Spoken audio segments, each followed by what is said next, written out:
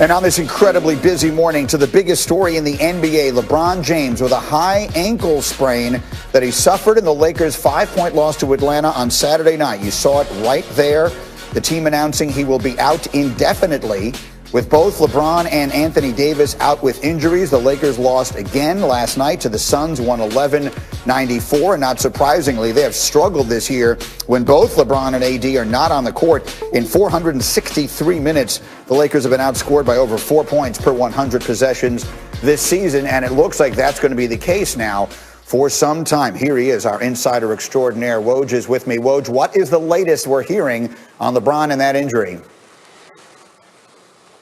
Greeny, they're still evaluating that high ankle sprain, but I'm told that the Lakers are preparing for the possibility they could be without LeBron James for 3 weeks, even a month. That's a normal time frame for recovery for that injury, but they're still firming up a timeline. James has shown in his career an incredible ability to recover quickly from injury and play through injury, but this one's not going to be so easy. And you know, the Lakers again are preparing for the possibility. This is going to be weeks, not days. All right, so weeks, maybe even as long as a month. Meanwhile, Woj, what do we know about Anthony Davis and when we should expect to see him back?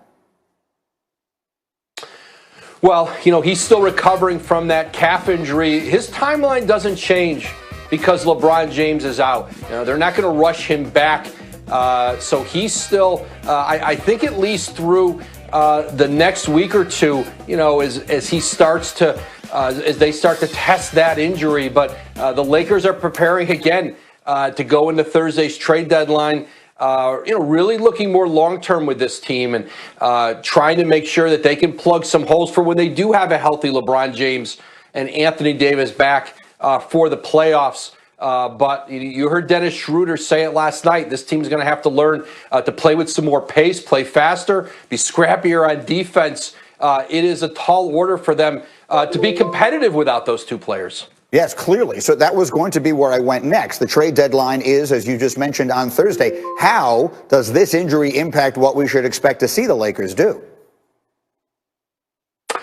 I don't know that it impacts it, Greeny, because they know they're going to get both guys back, and they have to build a team and make moves that are designed for the long term, not for a short stretch of time here. I think, listen, the Lakers have been active in the trade market, but I think for them, the buyout market after the trade deadline is where they could really impact, because then you're adding players without having to lose anyone in a trade or have to trade out assets. Certainly Andre Drummond remains a real big target for the Lakers. If he's bought out, doesn't get traded here between now and Thursday.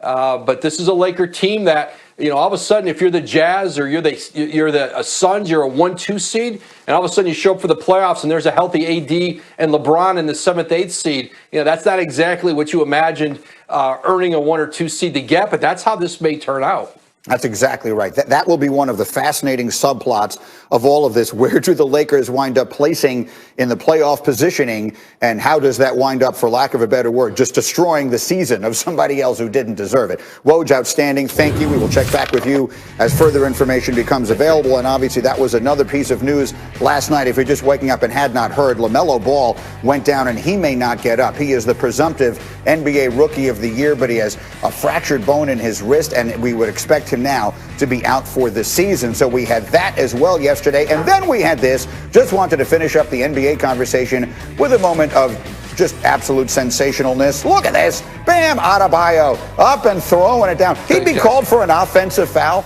but it was still very much worth seeing. Very much worth seeing Bam Adebayo throwing one down on Domantas Sabonis. Are restricted as far as what their roster is going to be.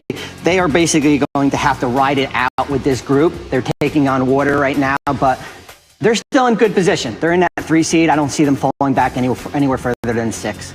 You mentioned LaMarcus Aldridge. You mentioned Andre Drummond. You could throw Kyle Lowry in there. Of those 3, which one could be on the move before Thursday's deadline? I think it's going to be interesting to keep an eye on Kyle Lowry in Toronto. And I look at Kyle's situation there as almost having that no trade clause.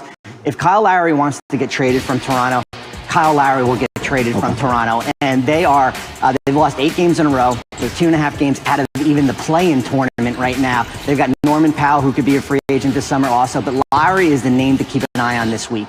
Averaging over 17 points and 7 assists in his 9th season with the Raptors. Bobby Moore. Approaches, are there roster tweaks coming?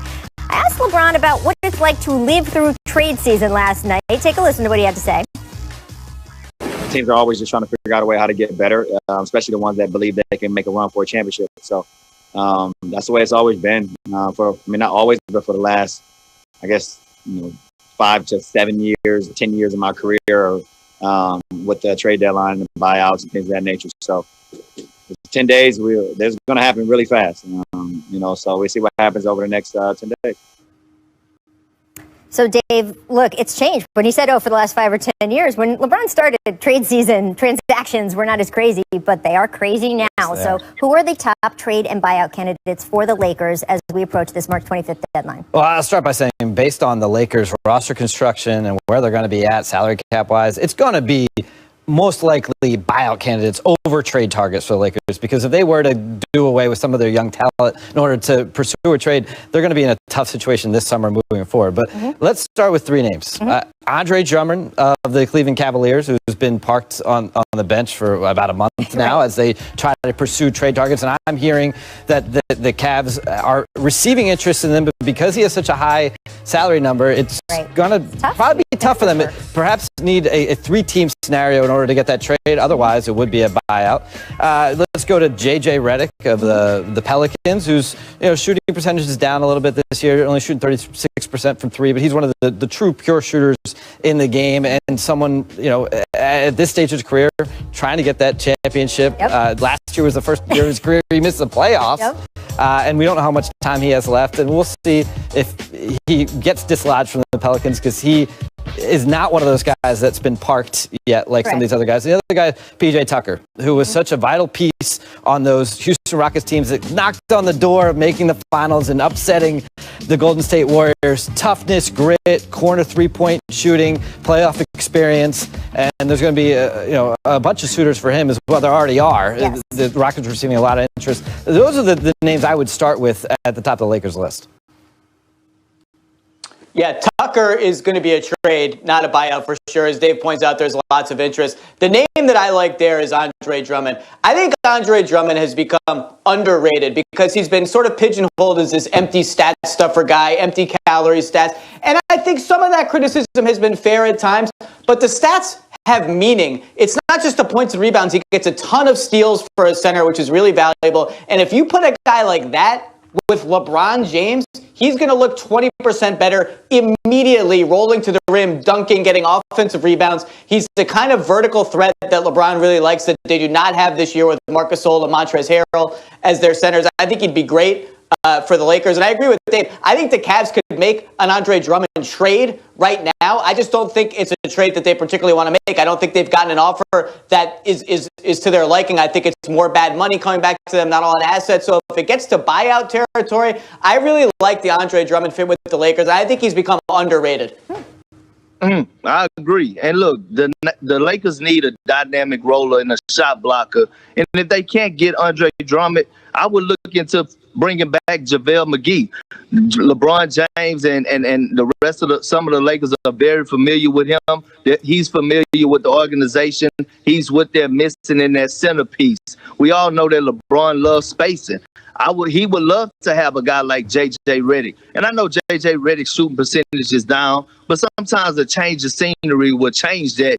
And knowing that he's playing on a contender, because KCP hasn't been consistent this year, and we know that he elevated his game last year, but just having a guy like J.J. Redick on the court, even if he don't touch the ball, is a huge decoy and can open up the paint for LeBron James, Anthony Davis when he comes back, and Dennis Schroeder going downhill, because now the paint is wide open. You have a dynamic roller. If you could add a guy like JaVale McGee, low risk for high reward, you won't have to pay him much because he'll be on the vet minimum if the Cavs buy him out. Yeah, Parker, certainly JaVale McGee is someone who was well liked in the Lakers organization, was one of those bodyguards along with Dwight Howard protecting Anthony Davis in his first year with the Lakers. Because they traded him to Cleveland, JaVale will actually have to end up being on another roster first before he could end up on the Lakers and be waived. Of course, the Cavs front office have been very active ever since Kobe Altman took over, and so it wouldn't surprise me if they were to work out some sort of deal to move him. And certainly Jared Allen is the center of the future with that organization.